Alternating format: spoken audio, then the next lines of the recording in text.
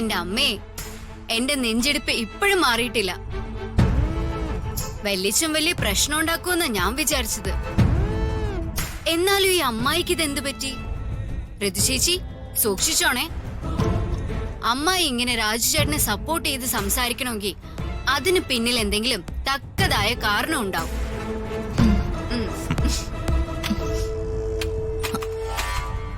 അപ്പോ ഇതെന്താ എന്റെ റൂം ഇങ്ങനെ പൂട്ടിയിട്ടിരിക്കുന്നെ? ചേച്ചി അത് എന്താ അപ്പോ എന്താ ഉണ്ടായേ? ചേച്ചി ഇവിടെ നിന്നും രാജുചേട്ടനോടൊപ്പം പോയതിനു ശേഷം വല്യച്ഛൻ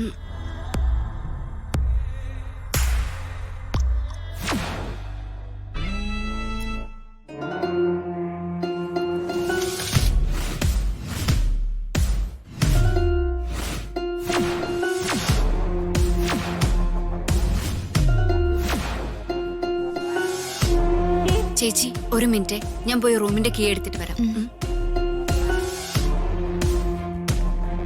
വെറുതെ ഒരു ഫോർമാലിറ്റിക്ക് എല്ലാരും നിർബന്ധിച്ചപ്പോ അച്ഛൻ എന്നെയും ഫംഗ്ഷന് വിളിക്കാൻ സമ്മതിച്ചു. അത്രേ ഉള്ളൂ അല്ലേ രാജു?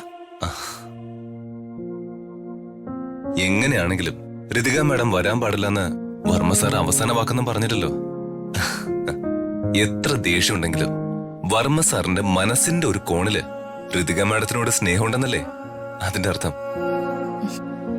കേൾക്കാൻ നല്ല സുഖമുണ്ട് രാജു, പക്ഷെ അത് സത്യമില്ലെന്നറിയാം. ഋതു ചേച്ചി, ദാ ചേച്ചി കീ. റൂം ഇത്തിരി അലങ്കോലപ്പെട്ട് കിടപ്പുണ്ടാവും കേട്ടോ. പിന്നെ ഞാനിപ്പോ വരാം. അമ്മ കിച്ചണിലേക്ക് ചെല്ലാൻ പറഞ്ഞു.